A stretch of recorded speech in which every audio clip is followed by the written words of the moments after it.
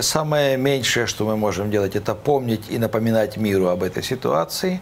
Недавно прошел фестиваль «Крымский инжир», как раз литературе, крымской татарской литературы и литературы о Крыме. И были очень интересные дискуссии, в которых я тоже принимал участие.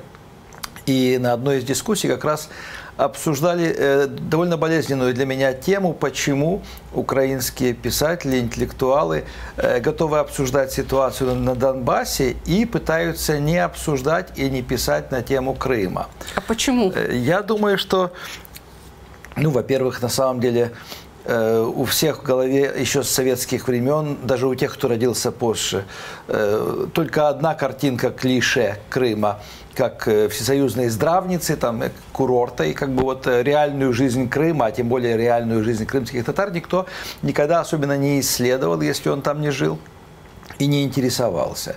Некоторые, в том числе и писатели, считались все время, так сказать, Крым чужеродным, потому что он русскоязычный, и на фоне русскоязычия Крыма и такой любви к монархам и к наследию, там, ко всем этим дворцам, то даже, так сказать, тема крымских татар она отходила на второй, на третий план.